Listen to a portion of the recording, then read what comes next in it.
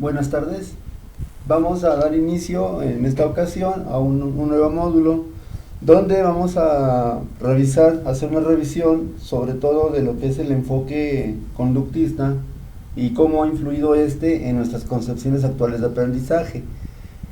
Primero que nada, tendríamos que entender una cosa muy importante. Para el conductismo, el aprendizaje se va a ver reflejado única y exclusivamente en un cambio de conducta.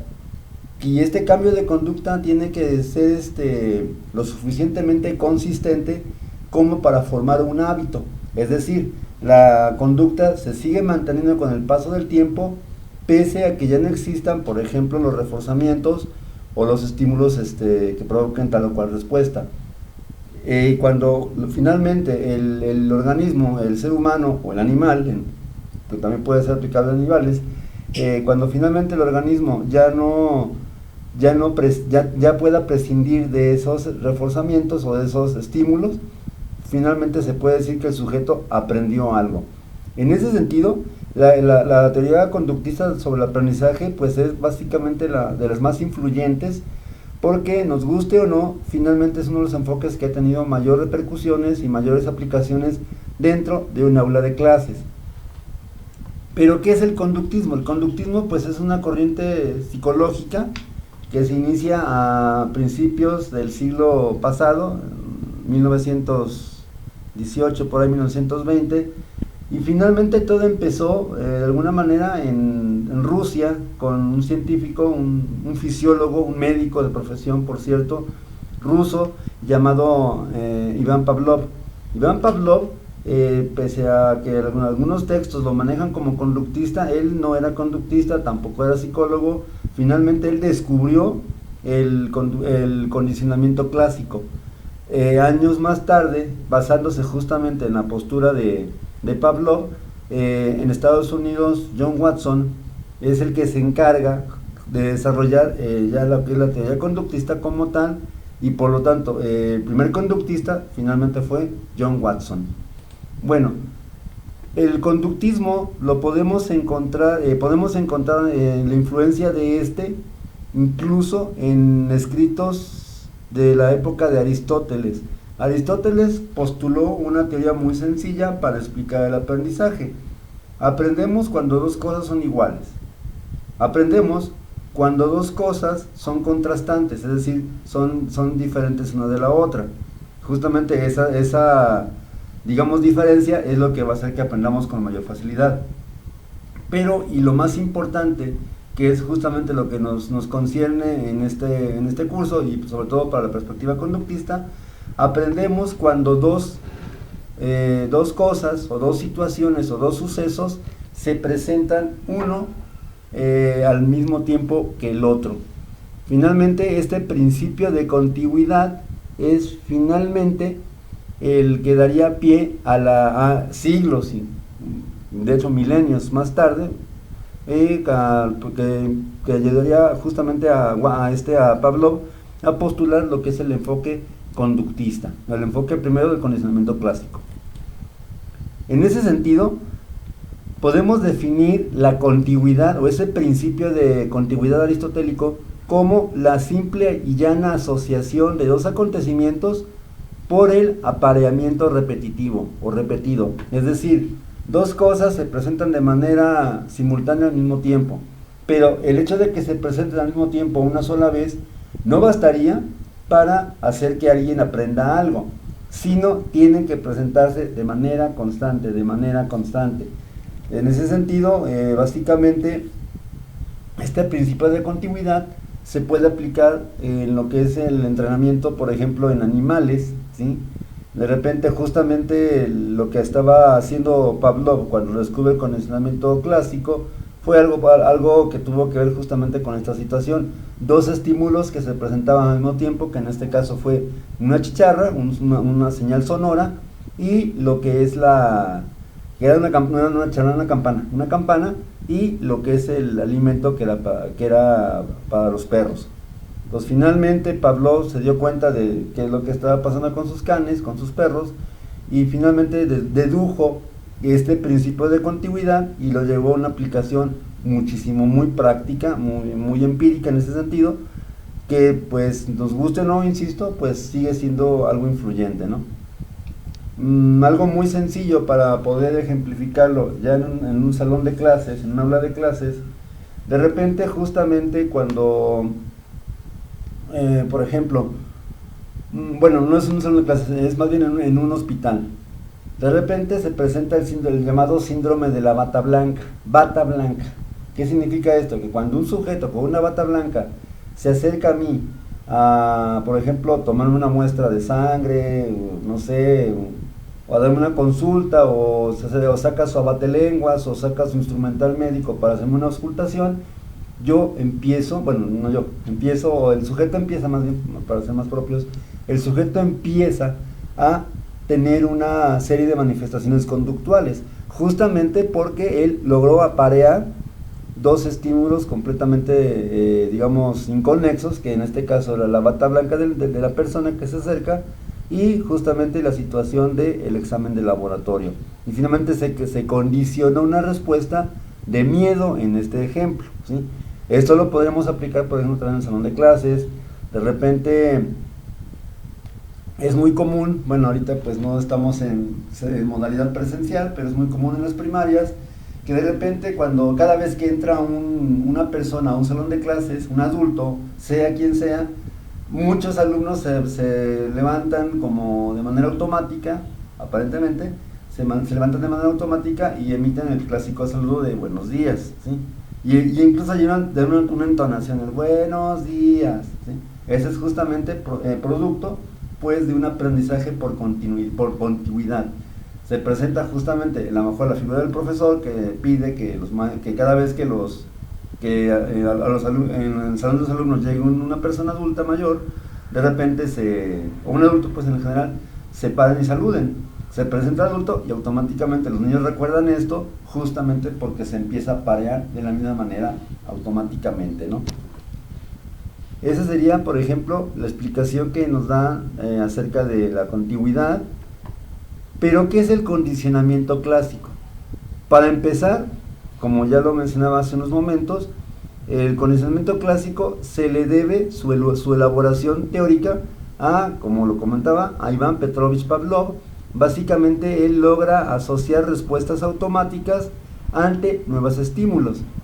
Finalmente, donde se ha aplicado con mayor éxito esta parte del condicionamiento clásico, pues sobre todo, por ejemplo, ha sido en el aprendizaje de respuestas tanto emocionales, conductuales lógicamente, pero también de respuestas fisiológicas involuntarias.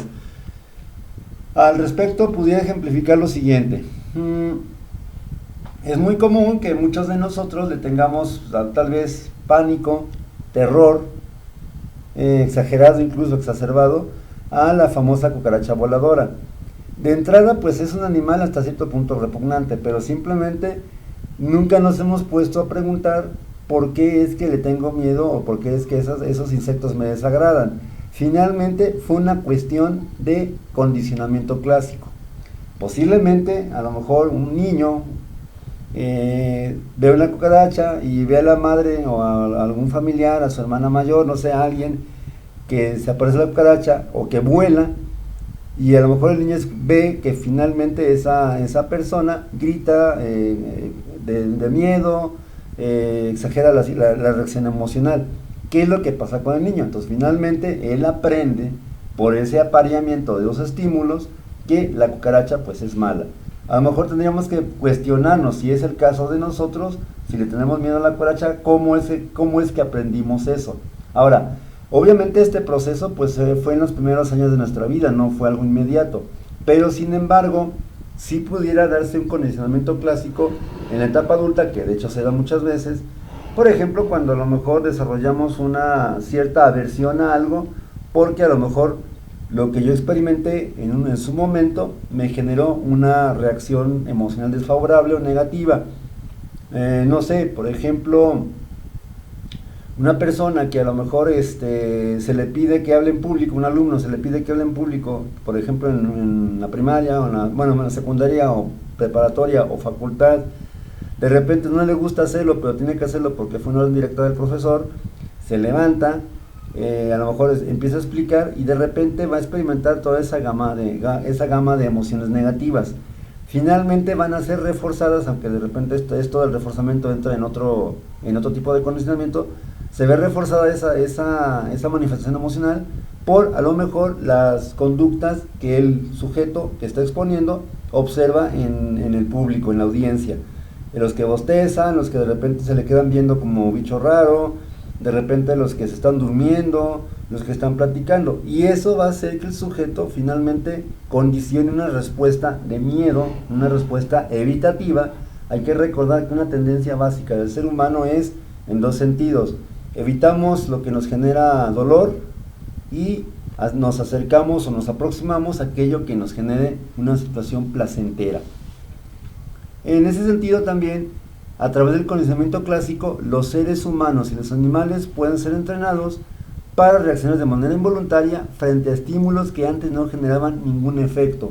Posiblemente el ejemplo más dramático y más pues también antiético en la actualidad de esto, que es de esto que puede hacer el conductismo o del condicionamiento clásico, es el experimento que hizo Watson con el pequeño Albert. En algún otro momento has explicado en qué consistió el experimento, lo puedo recordar, en el sentido de que básicamente Watson creía exactamente esto, de que el miedo es aprendido, y se propone demostrarlo empíricamente, e intenta crearle a un niño pequeño, no tenía más de 2 años, era un bebé, finalmente un niño muy pequeño, que no tenía originalmente un miedo a los objetos peludos y blancos. Él decide condicionarle una respuesta de miedo, una respuesta evitativa, a justamente objetos de esa naturaleza, y lo hace pues justamente con un proceso de condicionamiento clásico.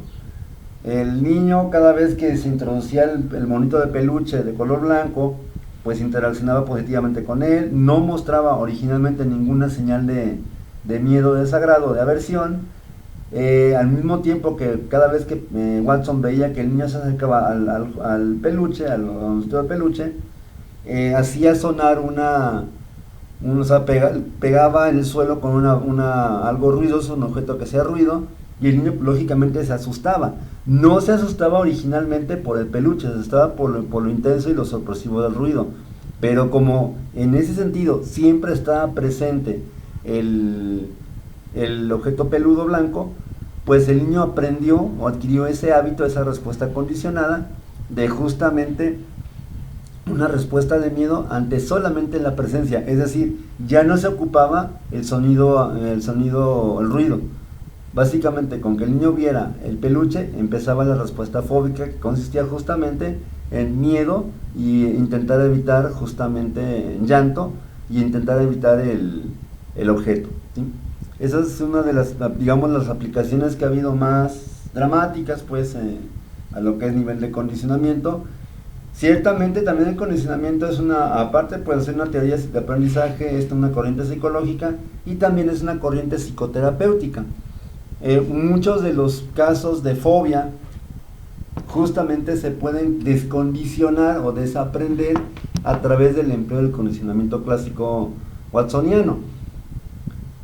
También hay en otra variante de esto que posteriormente lo revisaremos, está la teoría del aprendizaje social de Bandura, donde de repente también habla que justamente el modelamiento es también importante, sobre todo cuando la figura modelo es significativa especialmente para el niño.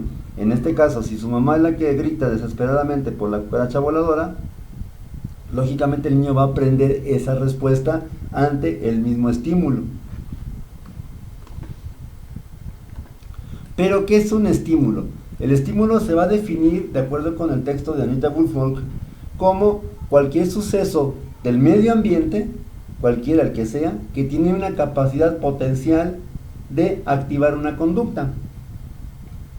Básicamente, entonces, puede ser un estímulo, puede ser cualquier cosa, casi cualquier cosa puede ser un estímulo que detone o provoque una respuesta conductual. Y esa respuesta conductual se define como cualquier tipo de respuesta o de reacción o de conducta observable ejecutada ante la presencia del estímulo.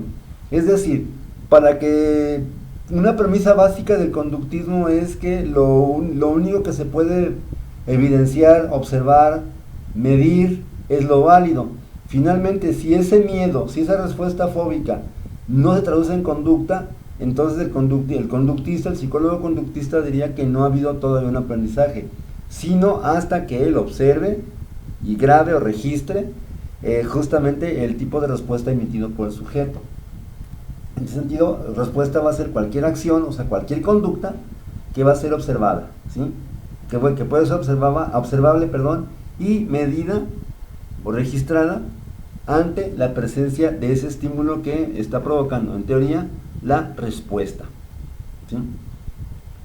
Pero también tendríamos que diferenciar la respuesta de lo que en la teoría se conoce como respondientes.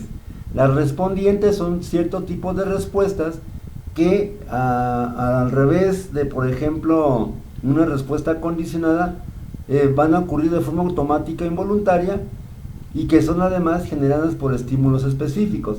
Es decir, la reacción de sobresalto ante un ruido abrupto el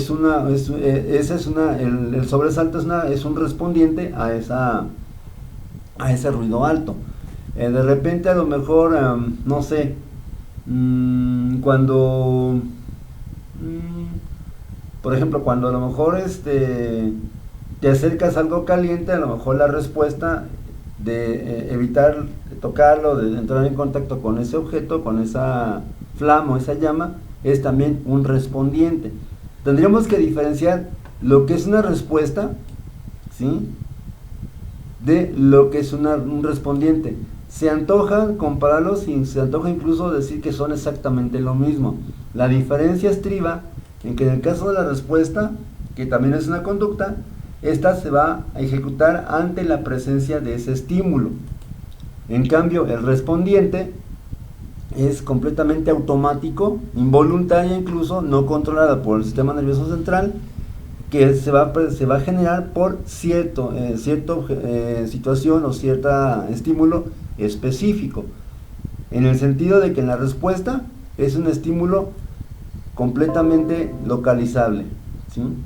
En el caso del respondiente es exclusivamente una respuesta específica.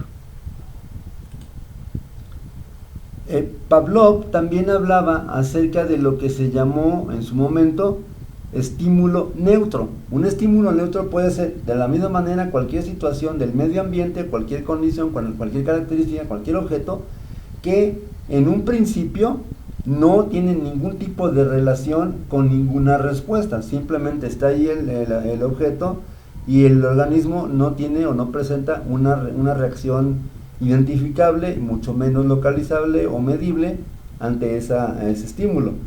Es decir, son dos cosas que aparentemente no tienen nada que ver, no tienen ninguna relación, ninguna conexión.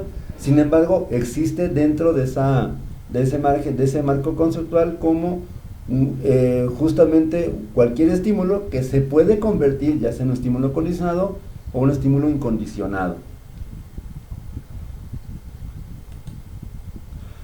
Por ejemplo, hablando de los estímulos neutros, un ejemplo clásico de esto sería el sonido de una campana. El sonido de una campana es un estímulo que no genera o no suele generar ningún tipo de respuesta conductual específica, solamente hasta que se le da cierto valor o se le atribuye cierta indicación. Por ejemplo, a lo mejor es ir a misa, de repente a lo mejor es, no sé, si oigo la campana atrás de mí, posiblemente sea el camión de la basura, una ambulancia, no sé, puede ser básicamente cualquier cosa que finalmente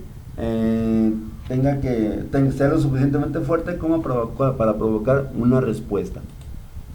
El estímulo incondicionado va a ser cualquier tipo de estímulo que de forma automática va a provocar una respuesta emocional o fisiológica, ¿sí? En ese sentido, básicamente sería un estímulo neutro, también a la vez es un estímulo incondicionado, ¿sí? Ninguno de los dos, más bien, en el caso de lo que es el estímulo incondicionado, se da la respuesta automática, en el estímulo neutro no necesariamente va a presentarse esa respuesta conductual. Ahora, la respuesta incondicionado va a ser, por definición, justamente la respuesta que hacemos, ya sea a nivel emocional, fisiológica o conductual, pero que va a ocurrir de manera natural. Por ejemplo, en la investigación que desarrolla Pavlov para explicar justamente todo esto, él trabajó con sus perros. Él quería evaluar el tiempo de reacción que tardaba la salivación del perro en la presencia de alimento. Llegó un punto en que finalmente el perro salivaba de manera, digamos, aprendida ante la presencia de la comida y ante lo que es la presencia del sonido de la campana.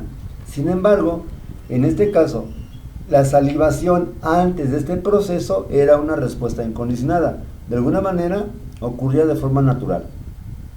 Independientemente de que se manipule su aparición o su frecuencia, ya ocurría antes de manera automatizada. Esa es la respuesta incondicionada. Sobra decir que una respuesta incondicionada se puede transformar en una respuesta condicionada, así como el estímulo incondicionado se puede transformar en un estímulo condicionado.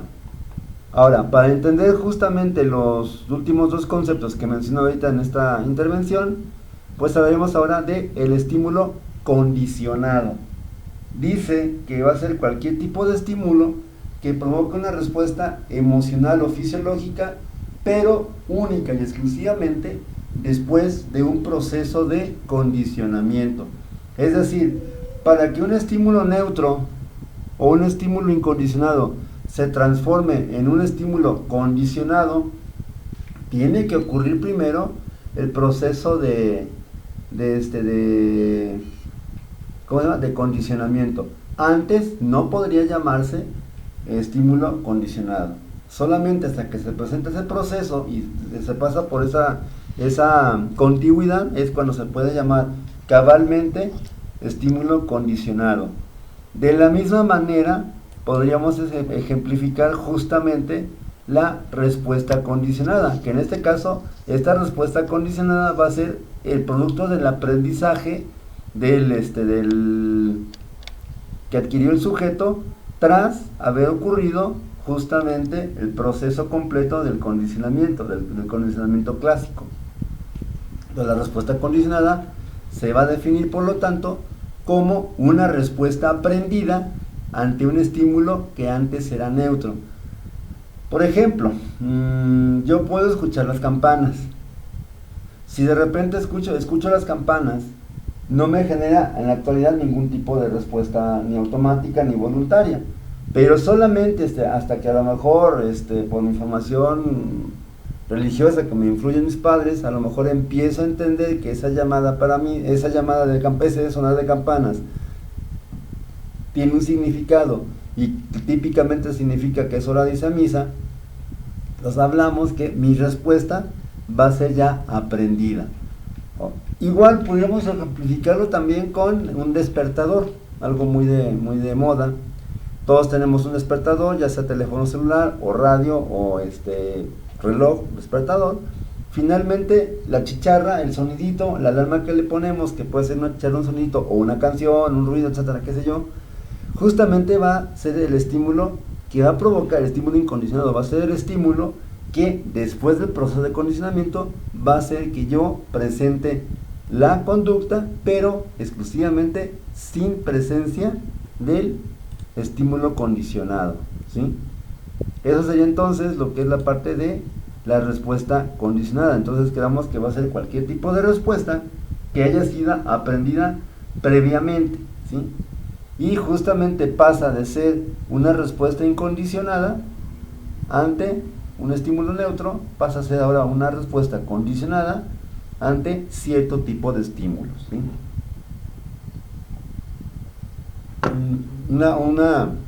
Un ejemplo que se me estaba ocurriendo ahorita para poder entender esto un poco mejor es en una competencia de carreras. Justamente se va a presentar una situación muy curiosa que es justamente el balazo de inicio de la carrera. Todos los deportistas, los atletas, los velocistas se alinean en el área de salida. La condición es que no pueden, digamos, aventajar el paso hasta que suenen justamente el sonido, el balazo, generalmente es un balazo, y eso va a indicar que el sujeto tiene que correr. Pero, ¿qué pasa cuando, por ejemplo, y no es, digamos, de alguna manera voluntario, qué pasa cuando, por ejemplo, el corredor tiene una falsa salida? De repente, antes de que se dé el balazo, él lo anticipa y da el paso para correr, de hecho avanza. Entonces ahí tienen que regresar al corredor y otra vez volver a empezar, ¿sí? Porque finalmente ahí es una situación que operó de forma condicionada ante la presencia del balazo. Este sería un ejemplo pues de lo que es la respuesta condicionada, de lo que es un estímulo condicionado. De alguna manera entonces, así como para finalizar esta intervención y como para que quede claro a qué se refiere todo esto, finalmente podemos aprender un montón de conductas, podemos acceder a casi cualquier tipo de conducta, siempre y cuando exista ese proceso de contigüidad. Si no existe esa contigüidad, básicamente pues no se logra como tal la experiencia de haber adquirido un nuevo conocimiento, un nuevo aprendizaje. Entonces se subraya pues entonces esa necesidad de que la conducta se haga hábito para poder hablar de un proceso de enseñanza-aprendizaje. Si la conducta requiere por mucho tiempo algún sistema de reforzamiento, algún programa de reforzamiento, entonces podríamos decir que faltaría trabajar en esa área para lograr que el alumno pues alcance ese conocimiento o esa conducta de hábito. Finalmente hay que recordar que el conductismo no cree en cuestiones de motivación, no cree en cuestiones de, por ejemplo, valores, simplemente todo se reduce a conductas. Si hay algo que se le puede, digamos, criticar a la postura watsoniana, al conductismo de Watson, es justamente esto, de que carece él completamente de cualquier tipo de medicamento.